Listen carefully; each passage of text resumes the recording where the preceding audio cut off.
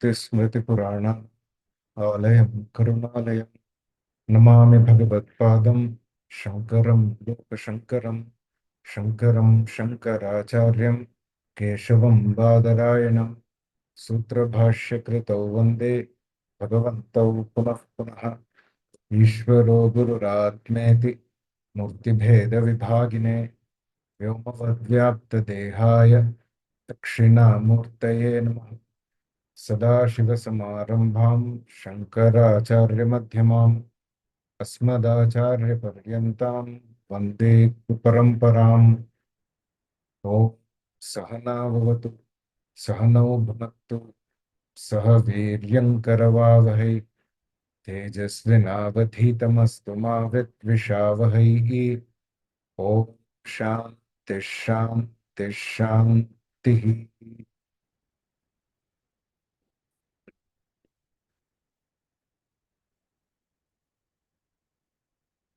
So we will start the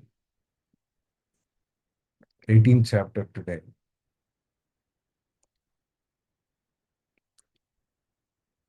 So 18th is the last chapter, and it serves as the conclusion of the whole of the Bhagavad Gita.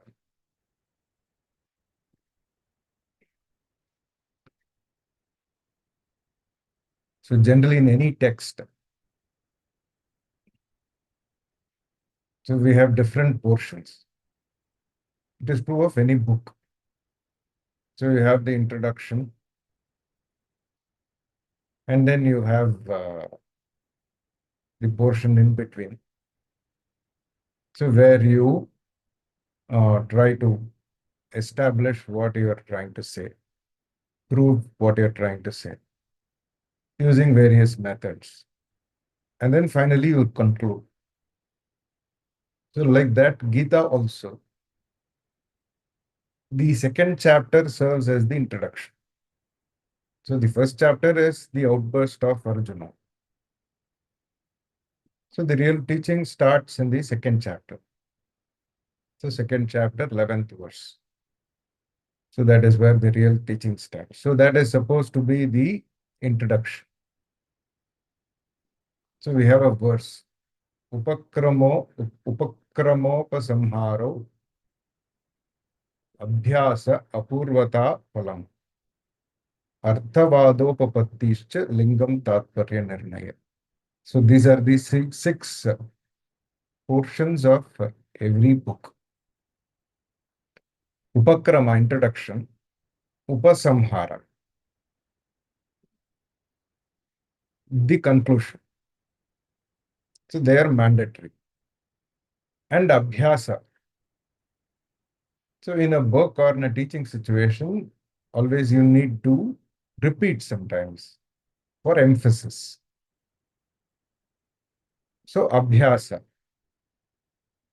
what you're trying to say, the more important things, you will have to repeat it a few times. And apurvata. So what you're trying to say should be unique. So the book should not be a copy-paste job. So from some other place, you just copy and paste. So that should not be the case. So it has to be unique. Apurvata. And phalam. It should have a definite benefit. So it should not be just pastime. Sometimes pastime can also be the benefit. So it should have something concrete for you to take away. So that is phalam. And arthavada. Arthavada, sometimes you need to exaggerate or give more importance, not exactly exaggerate, give more importance to something, emphasize something more than others, just to bring out a point. So just to make a point. So that is arthavada and upapatti, and it should all be logically presented. So these are the 6 ingredients of any conversation even. So upakrama, upasamhara, abhyasa, apurvata, and phalam. Arthavada, upapatti. So lingam, tatparya, nirnaya. For one to really get the message. So Gita has all of this. Upakrama is there. And now we are going to start the upasamhara. And then repetition is there, karma yoga. So it has been repeated so many times over, in so many different ways. Abhyasa and apurvata. So the message of the Gita is definitely unique. So apurvata, phalam, yes, there is a benefit. And arthavada, sometimes exaggeration is there. So like even one place in the Bhakti Yoga chapter, 12th chapter.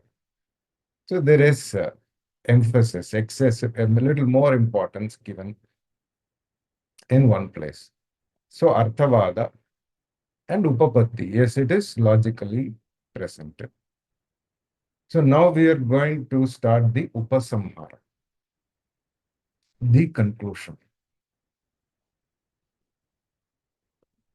So to conclude, so we need to look at what the Gita has been saying for so long. So the two broad main topics of the Bhagavad Gita, they are Brahma Vidya and Yoga Shastra. So these are the two main topics of the Bhagavad Gita. So Brahma Vidya is knowledge of the truth of oneself. That is Brahma Vidya. That has been talked about. In fact, Lord Krishna started with Brahma Vidya. So in the second chapter, he started with Ashocyananvashocastvam Prajnavadamshta bhashase gatasun agatasunshcha nanushocanti pandita natvevaham jatunasam natvam neme janadhipa. That is all Brahma Vidya. It talks about Atma Jnana. Talks about the Atma. So he started with Brahma Vidya and then talked about Brahma Vidya in other places also. Kshetrajnam chapi mam vidhi sarva kshetreshu bharata. So in the 13th chapter. So he talked about Brahma Vidya and he also extensively talks about Yoga Shastra. So Yoga Shastra would be the way, methods to prepare oneself for this knowledge. So that would pertain to Yoga Shastra. Because this knowledge, you need to have certain preparation, certain eligibility for this knowledge, which anyone can gain, but just that you should work on it and you should want this knowledge. So the Upanishads primarily talk about Brahma Vidya. So they don't spend much time on Yoga Shastra because the Upanishads assume that a person has already gone through the required steps, required preparation, the person has already gone through. So that is the assumption of the Upanishad. So they are very direct. So they do go directly into the absolute reality, into self-knowledge. So Gita is unique because it spends extensive time on Yoga Shastra. So these are the two main topics covered in the Bhagavad Gita. And then the Gita also talks about two different lifestyles so that one can adopt in the pursuit of this knowledge. Brahma Vidya is mandatory. The knowledge is mandatory for both, for everyone. But the lifestyle you choose to get there, that can be of two varieties. So one is a lifestyle of karma yoga, and the other is a lifestyle of sannyasa. Gita talks about it. So starting from the third chapter. So Lord Krishna says, Lokesmin vividha nishta pura prokta mayanaga jnana yogena sankhyanam karma yogena yoginam. So he talks about only two lifestyles. Generally, we hear about the four-path theory. So karma, bhakti, karma yoga, bhakti yoga, raja yoga, jnana yoga. But Lord Krishna talks about only two. So he doesn't talk about four. That is because bhakti is also included in karma yoga. See, you cannot live a life of karma yoga without bhakti. It is impossible. Because one of the primary ingredients of karma yoga would be the Ishvara Arpana Buddhi. So, or Prasada Buddhi. So, that would be one of the most main requirements of karma yoga. So, it is impossible to live a life of karma yoga without bhakti. And then Raja Yoga, which is taken to mean meditation. That also is included in a life of karma yoga. So that is why Lord Krishna spends one complete chapter on dhyana. So the sixth chapter, whole chapter is on dhyana only. So that is dhyana yoga. So bhakti yoga and then activity also with a certain attitude. So that is karma yoga. So bhakti is included and meditation is also included. Then why should they be separate paths? So they can all be clubbed into one karma yoga. There need not be anything separate. We are not denying the um, necessity of meditation or denying bhakti here. But they are not distinct from each other. In fact, they are not separate at all. And that's what Lord Krishna says. I'm not saying that. This four-path theory became very popular because of Swami Vivekananda. For whatever he said that in some place. So we are not blaming Swami Vivekananda. So, but he said you can do it by any of this, one or more of this. He said that in whatever context. But people have just caught on to that. And then they are thinking there are four separate things. For the emotional person, Bhakti Yoga. For the Rajasic person, Karma Yoga. And for the contemplative person, meditative person, Raja Yoga. And for the contemplative intellectual, you have Jnana Yoga. So that is total nonsense. So, because Jnanam is the goal. So I don't want Jnanam, I will do it. People say I will do it through Bhakti. So Jnana Marga is not for me. For me, it is only Bhakti Marga. What is the use of Bhakti Marga without Jnanam? Or what is the point of Bhakti Marga without Jnana? Or what is the point of Jnana Marga without Bhakti? So either of it doesn't make sense. So all these people, because of confusion, they say, I will take this path. So what I'm trying to say is that Lord Krishna talks about these two topics broadly. So this one is of, no, talks about two lifestyles. Topics we have already said, Brahma Vidya and Yoga Shastra. And next is lifestyle. So two lifestyles. One is a lifestyle of activity, karma, or a lifestyle that is completely um, exclusively for the pursuit of knowledge, which is sannyasa. So there is but Lord Krishna, he says that sannyasa is the way. So renunciation is necessary.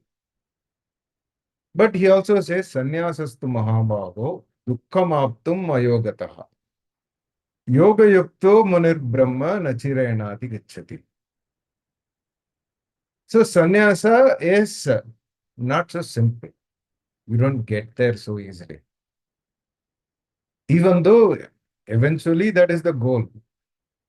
But you have to get there. So you have to get there unscathed. So, and you have to, you need to be in the right frame of mind. So after you get there, to take it further. So to gain the knowledge. So he says these are the two lifestyles. Sannyasa also, they are of two varieties. One is Vidvat Sannyasa and then Vividisha Sannyasa. So Vividisha Sannyasa would mean a person takes to that lifestyle to pursue this knowledge. See, you still don't have the knowledge, but you give up all activity. You give up all activity and then take to a lifestyle that is exclusively meant for the pursuit of knowledge. That is Vividisha Sannyasa. Vividisha means Vetum Icha Vividisha. So desire for knowledge is Vividisha. That is one kind of sannyasa. I couldn't find Yes Baby Disha, that is one in your Apple Music library. You can ask me to play a radio station or ask for your music in a different app. So Siri just kicked in for some reason. It thought I was asking, I said Siri somewhere. It thought I was asking it something. So it is telling me. It's telling me that I could not find it in my library. Who asked you to find it in your library? I didn't ask you. So anyway, so Vividisha Sannyasa is for the pursuit of knowledge, exclusively for the pursuit of knowledge. And Vidvat Sannyasa would be for some person who has gained the Brahma Vidya completely, knowledge completely, and then wants to take sannyasa. So the example we have is Yajnavalkya in the Brihadaranyaka Upanishad. So Yajnavalkya was an extremely wise person, and the whole of the whole of the Brihadaranyaka Upanishad is the dialogues that he has with different people in the uh, Sabha of King Janaka. So that is the whole of the Brihadaranyaka Upanishad.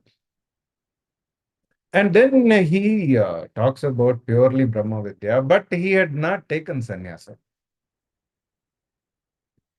So he was married, twice married. He had two wives also, Maitreyi, Katyayani. And then he takes up sannyasa. He declares in the Brihadaranyaka Upanishad itself, he tells his wife Maitreyi that I'm going to take up sannyasa. She stops him temporarily. That's a different thing, different topic. But anyway, so there, that is Vidvat Sannyasa. The sannyasa of Yajnavalkya is Vidvat Sannyasa because you already know. He's not going to go to a guru and he's not going to, I mean, he's not still thirsting for the knowledge because he already has it. So that is Vidvat Sannyasa. So here, when Lord Krishna talks about these two lifestyles, sannyasa and karma yoga, then sannyasa, he means vividisha sannyasa only. He does not mean vidvat sannyasa. So desire to know. And that sannyasa, so these are the two lifestyles that Lord Krishna talks about. And then Arjuna is eternally confused about which lifestyle he should commit to at this point. Because right from the third chapter, he says, so you seem to be talking about two different paths, and then saying that the path of renunciation is the best for knowledge. You also say that knowledge is the goal, and the path of renunciation is ideal for the pursuit of knowledge. But you are also praising karma yoga. So that seems to be very confusing to me. So why are you as though confusing me? That's what he asks. So why don't you tell clearly which is it that I should do for the pursuit of knowledge? So Lord Krishna very shrewdly, he avoids a direct answer to this question throughout the Bhagavad Gita. Because this is one of the questions where you cannot give a direct answer. So that is why Lord Krishna avoids a direct answer. So he avoids a direct answer and then he says, see, this is what pertains to the path of sannyasa. This is what pertains to the path of karma yoga. And then you decide, see, whether it is karma yoga or sannyasa, the final decision has to take whichever path has to come from the person. It should not be imposed by someone else. You should not do it because someone else is telling you to do it. So you are only given the options and you are given the pros and cons of both the options. That's what Lord Krishna does. He gives the pros and cons of both karma yoga and sannyasa. And then says, now it is up to you. But the goal is this. So Arjuna doesn't leave him. So in the third chapter, he asked that question. So in the fifth chapter also, he asked the same question. So, so you tell me clearly what I should do. But again, Lord Krishna avoids the direct answer in the fifth chapter also. So he keeps asking that question. And then in the 12th chapter also, similar question he has. So, and now in the 18th chapter, so he asks a question which is amounting to the same thing, to what he has asked earlier. But there is a certain genuine, it's not like Arjuna was a dud. Because he repeatedly asked the question, we did not have to come to the conclusion that Arjuna was dull. Far from it. Because Arjuna was one of the most accomplished person in that generation. And if he was a dull fellow, then why would Lord Krishna spend so much time, waste so much time on this dull fellow? So then it would mean that Lord Krishna is dull, Lord Krishna is an idiot. So if you are spending so much time breaking your head on someone who's not worth it. But if you look at the Mahabharata, then Lord Krishna, throughout the Mahabharata, he has an excellent opinion about Arjuna. That is why he gives his own sister's hand in marriage to Arjuna. In fact, he sets it up also. He sets up, I mean, Arjuna goes there. So, and Arjuna, I mean, it may not have even been in Arjuna's mind to marry Subhadra, Arjuna's sister. But Lord Krishna creates that interest in Arjuna's mind, and then he gets her married. He says, before that, Balarama, Arjuna's brother, elder brother, so he tries to fix up the marriage with Duryodhana, Subhadra's marriage with Duryodhana. So Arjuna is also there at the same time. Lord Krishna tells Arjuna, you please kidnap her. So that is what it is, exactly kidnapping. And in a Kshatriya dharma, kidnapping is allowed when the girl wants to get married to this person. This is not kidnapping without the agreement from the girl's side.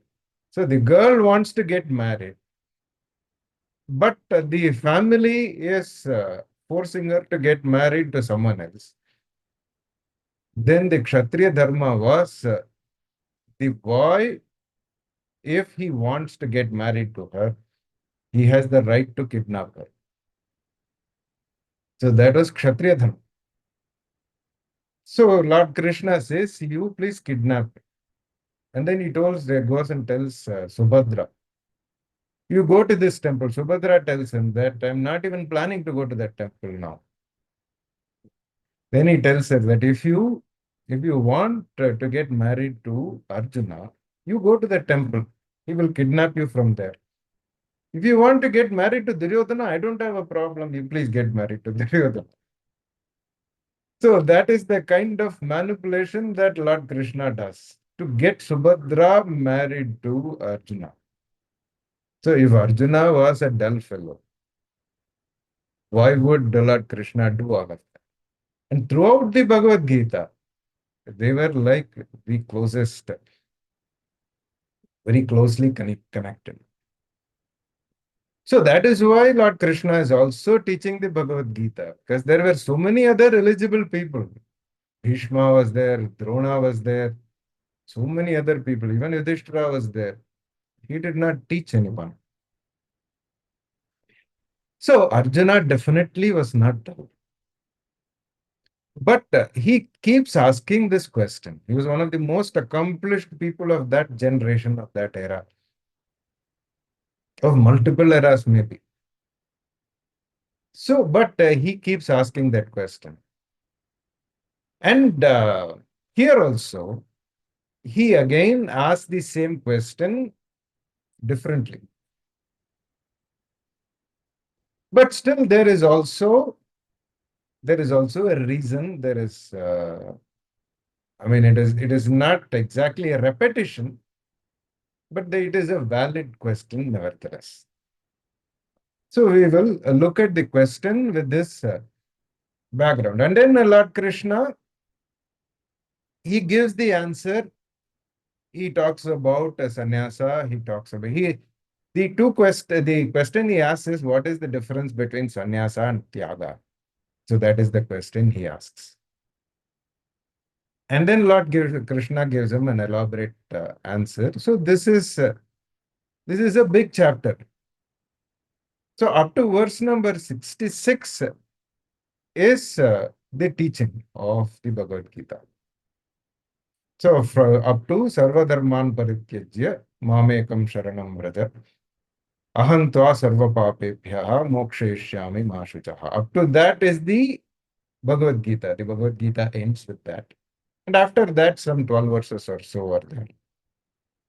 I think totally 78 verses. So the remaining 12 verses are just added on, and it's not the teaching. The teaching gets over with 66. So this is, but it's a pretty long chapter. So with this background of why this chapter is there in the first place, so we will start this chapter.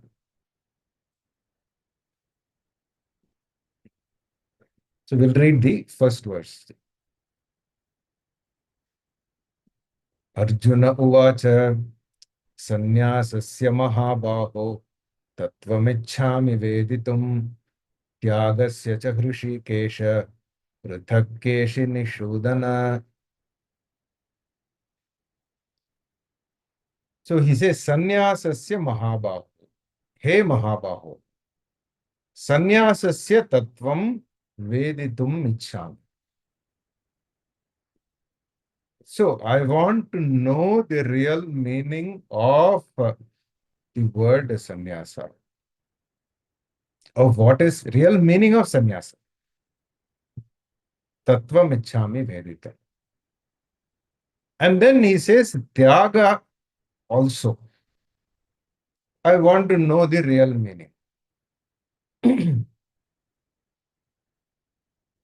This question is because these two words can mean the same thing. They can be used interchangeably. Sannyasa also means giving up, and Tyaga also means giving up. So they can be used interchangeably. But Lord Krishna has used both these words and sometimes interchangeably also. So he has a confusion about this. But sannyasa, in common parlance, it means sarva karma sannyasa, giving up of all action.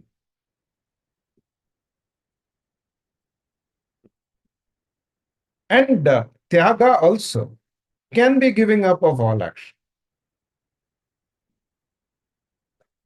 So, but Lord Krishna has used both these words. So he has some confusion about these words. So he asks him to clarify on what exactly is the meaning.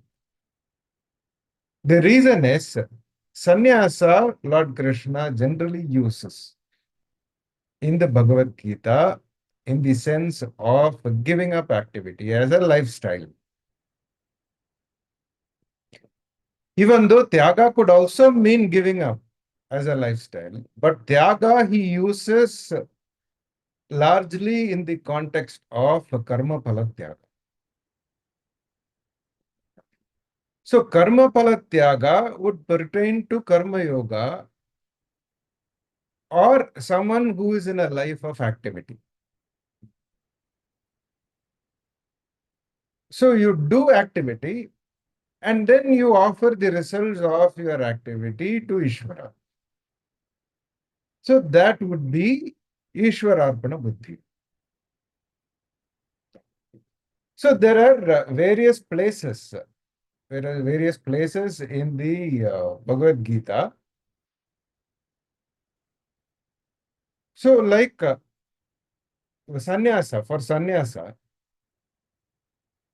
he says yoga sannyasta karmana. So having given up all action. So there he uses sannyasa in the sense of giving up all activity by yoga. Yoga sannyasta karmana. And then sarva karmani manasa sannyasya.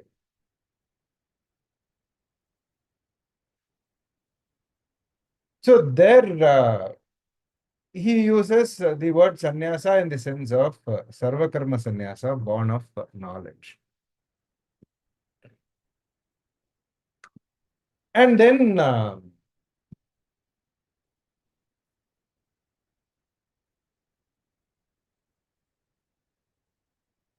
he uses the word tyaga in different places. Tyaktva karma pala sangam nitya triptaha nirashrayah.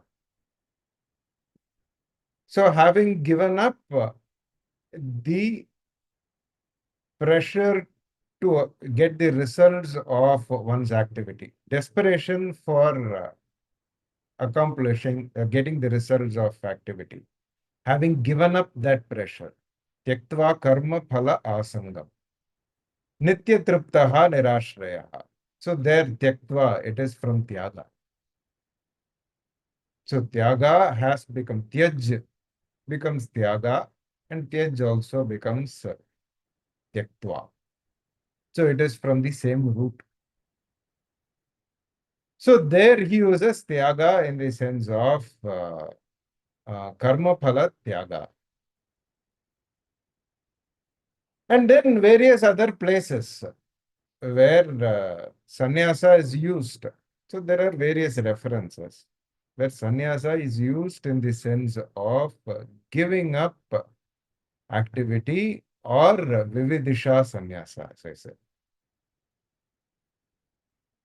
So here giving up activity formally. So sannyasa means, see, in a Vedic lifestyle, if you are born in a certain situation, then there are certain rituals which you have to mandatorily perform.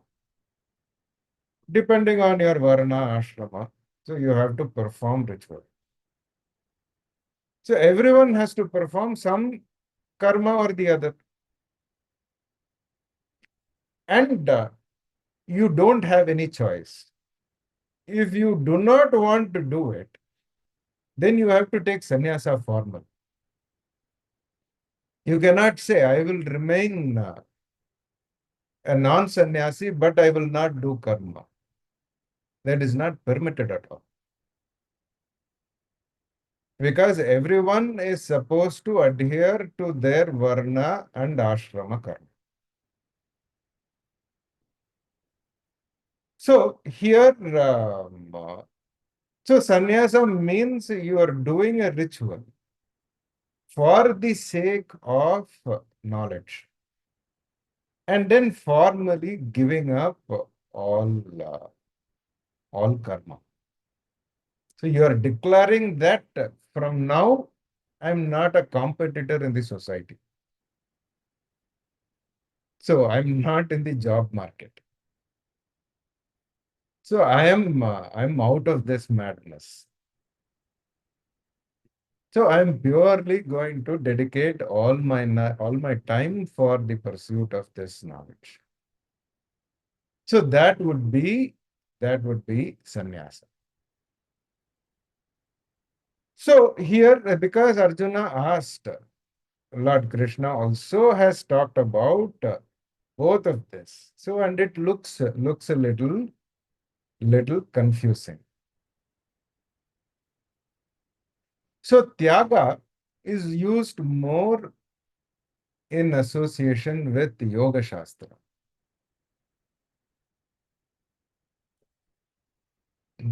So Yoga Shastra means activity. So Karma Yoga.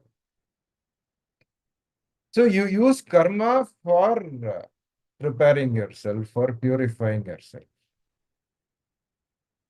So Tyaga is generally used with Yoga Shastra, and Sannyasa is used for Karma Sannyasa, Sarva Karma Sannyasa. So, but because both of them can mean the same thing, Arjuna has the confusion. Arjuna does not have this clarity. But we need to understand why he is asking this question, because it can be confusing. So it is not an unnecessary question.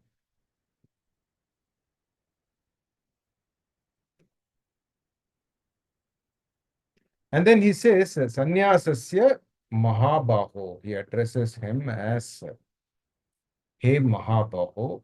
In fact, Krishna himself has addressed Arjuna as Mahabahu in other places. And Arjuna returns him the favor. So you have called me Mahabaho, so let me return you the favor. He is calling him Mahabaho because he was a great fighter also himself. So Sannyasasya Mahabaho Tattvam Ichhami Veditum.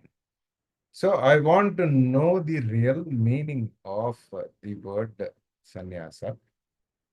Tyagasya cha Hrishikesha. Tyaga also. Tattvam Veditum Ichhami. So I want to know the actual meaning of the word tyaga. Pritak, distinctly. He Keshi Nishudana.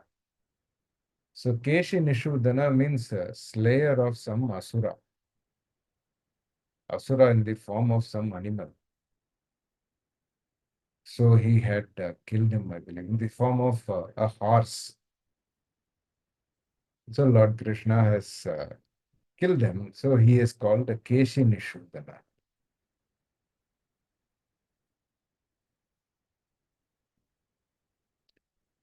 So this is why we have this question in the first place.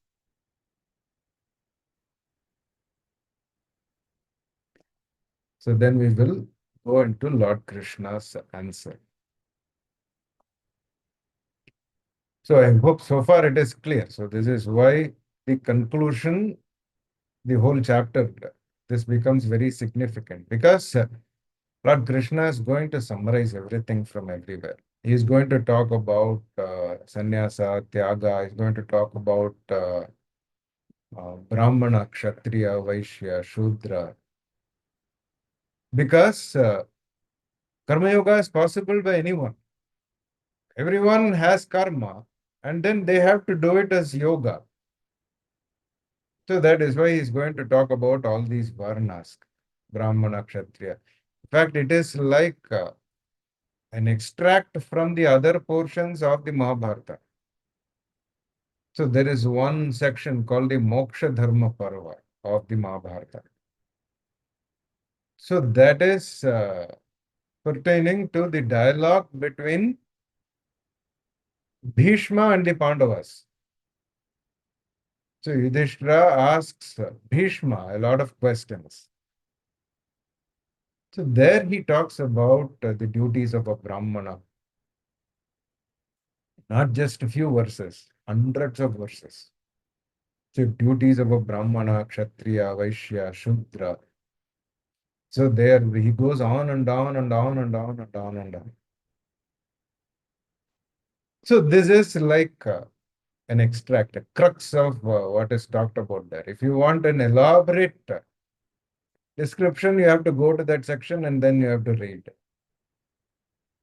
So in fact, the whole of the Gita, sometimes it looks like it is just the essence of what is said elaborately elsewhere in the Mahabharata. So Lord Krishna, he is conveying it in very briefly, very tersely, and very succinctly.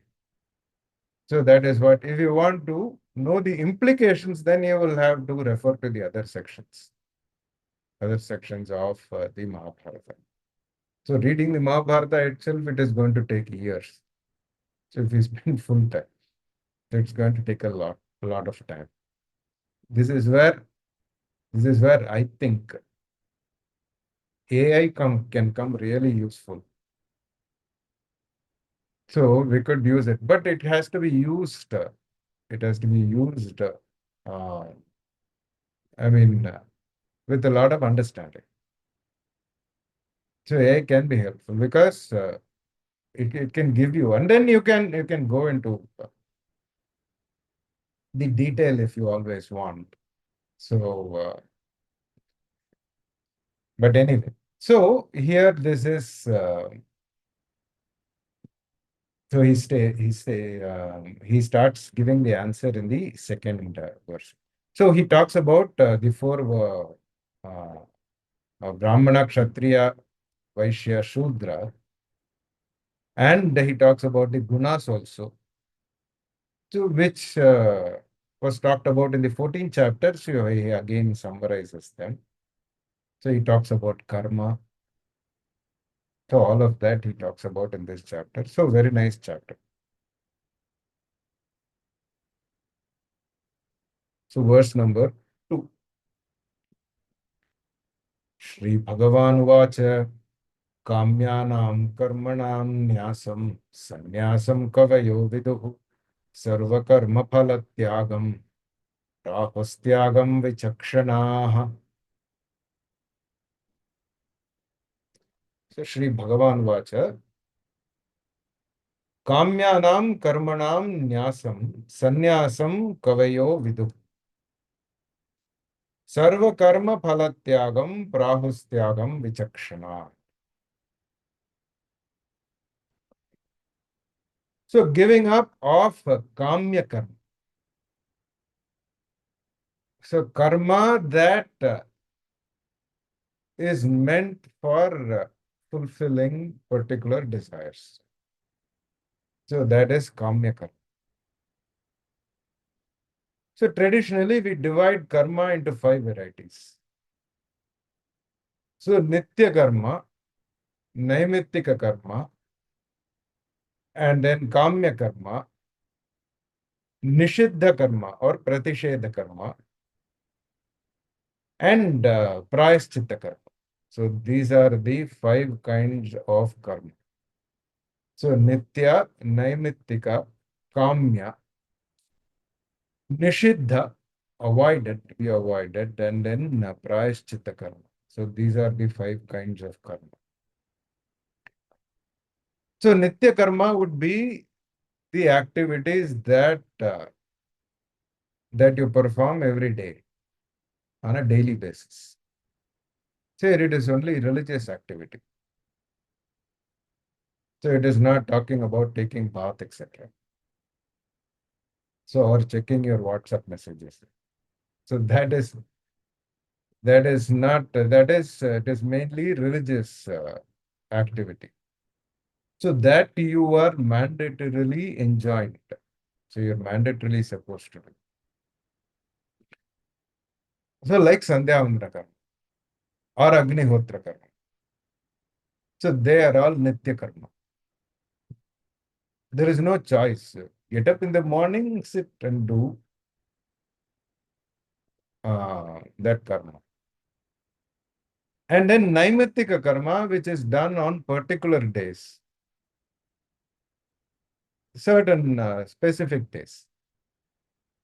So like you do on Amavasya or certain specific days, stipulated days, you do some karma that is Naimittika karma, like Shraddha karma. So that is Naimittika karma.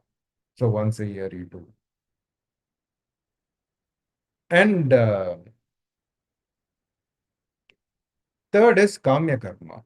Kamya karma is you do for fulfilling your desires. See, you anyway do a lot of activity for fulfilling your desires. So activity pertaining to, transactional activity is not meant here. Kamya karma means any religious ritual done for the sake of accomplishing something specific. So there are religious rituals also. Like someone doesn't have a child, they want a child desperately. So science is saying that it is impossible for you to conceive. So then there is a karma called Putra Kameshti Yaga. So you do that karma and then you will get a child. Because when science does not have an answer, you go to the Veda and see if Veda can give you an answer. In fact, this is how Rama, Lakshmana, Bharata, Shatrughna were born. So Dasharatha performed the Putra Kameshti because he didn't have children. So and then got into trouble. So if he had not performed that, then he would not have faced all this trouble. So, but anyway, so so you have this Putra Kameshti Yaga. So, but if you tell a person who doesn't have a child, why don't you just remain happy? It is okay. Why do you unnecessarily get into all this? Invite trouble on yourself. So, but people are not ready to willing to understand. So people say, no, no, I need it. I need to continue my lineage. For what? Continue your ignorance? I mean, the stupidity you want to continue, or for what you want to continue your lineage? So, but somehow people just want to continue their lineage for some reason. So, as though it is their exceptional, extraordinary, and their genetics, DNA has to be preserved for posterity. So, certain things just get into people's minds because of upbringing, and then all logic goes out of the window. So, there is no logic anywhere. So, you just mindlessly go after it. So, no, this is what I should do. For what? So, anyway, even people get married without for no reason. So later think, why did I get married? So, but there is no point after thinking about it. So you should have thought about it before getting married. So anyway, so we do a lot of things without thinking. We just do it. So that is so people have desires also. People have a lot of desires. So you want to accomplish it, the Vedas always give a disclaimer saying that it is always trouble. So it is not going to give you what you're seeking, fulfilling this desire. It may satisfy you temporarily, but in the long term, it is not going to help much. But if you still want to do it, then it is your choice. So what do I do? So the Vedas with the disclaimer, they tell you what to do. So that is Kamya Karma. And then you have Nishiddha Karma. Nishiddha Karma would be what is to be avoided, like Suram na pibet.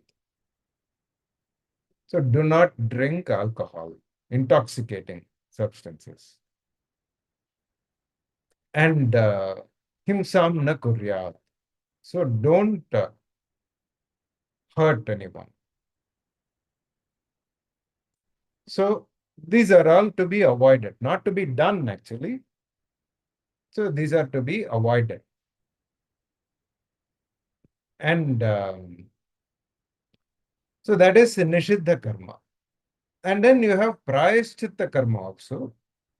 Sometimes everyone has a past, everyone has a destiny. So we have our own uh, horoscope and what we are supposed to experience, what we are destined to experience. So sometimes the experiences are very troublesome experiences. So the Vedas also, by looking at the horoscope of this person, if you are going to experience something, you can perform some karma so that the impact of that experience is reduced. So that is prayaschitta karma. If it is so strong, then you will have to necessarily experience, then you will have to go through it. You cannot really avoid.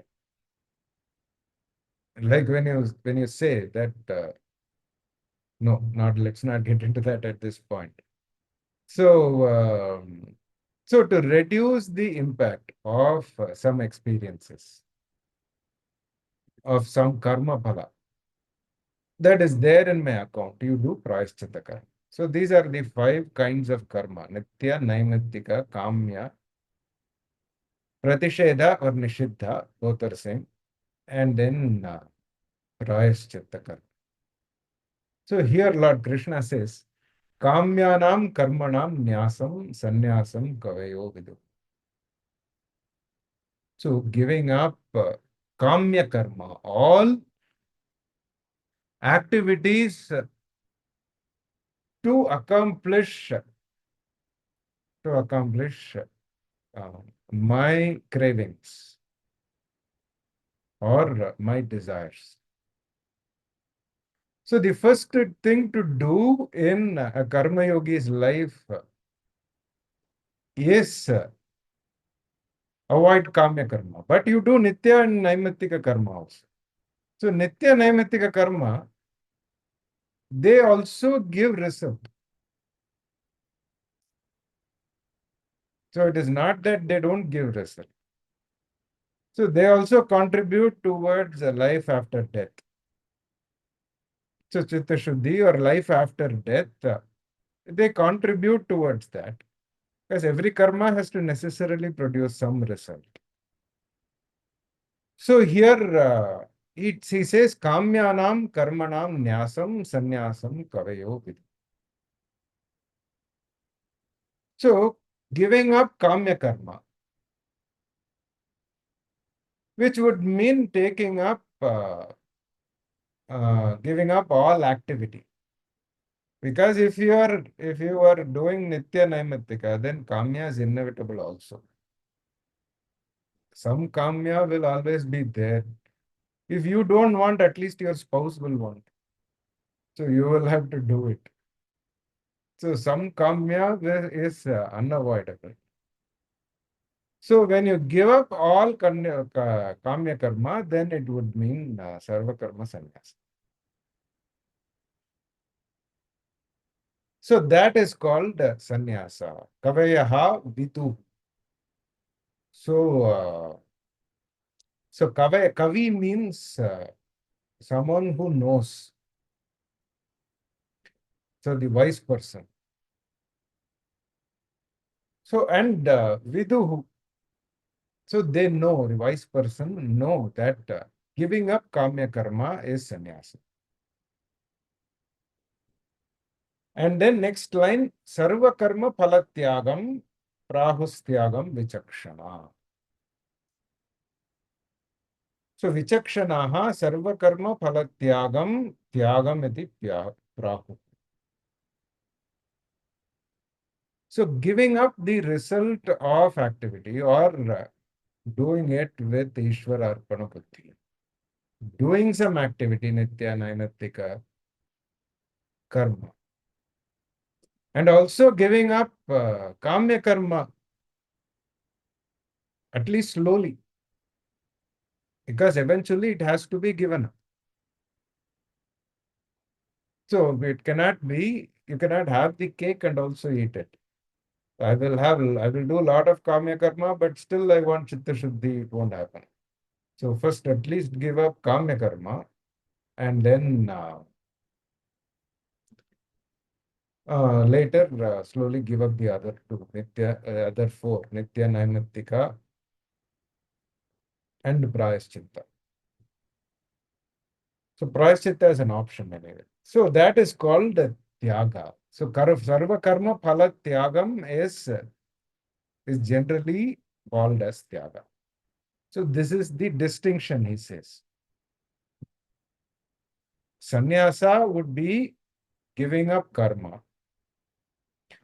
And then here again, sannyasa would be vividisha sannyasa for the sake of pursuing this knowledge. Giving up karma and sannyasa as a lifestyle. Not for someone who is already a Brahmavid.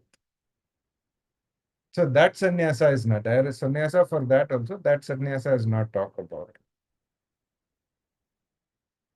So because Lord Krishna earlier in one of the chapters, he said, let's leave that person alone in the 12th chapter. So he said, let's leave that sannyasi who has already assimilated and who has known, let's leave him aside. So we are talking only about a Vividisha sannyasi. So here also he talks about Vividisha sannyasa. And so this is Karma Yoga. So this is the distinctions he makes between the two words. Sannyasa means Vividisha sannyasa, and then Tyaga means Sarva Karma Phala Tyaga. So Karma Yoga.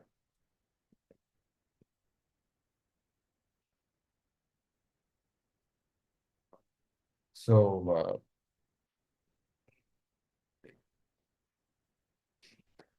we'll stop here and continue. Om Purnamadah Purnamidam Purnat Purnamudachyate Purnasya Purnamadaya Purnamevavasishyate. Om Shanti Shanti Shanti. Harihi Om Shri Gurubhyo Namaha. Harihi Om.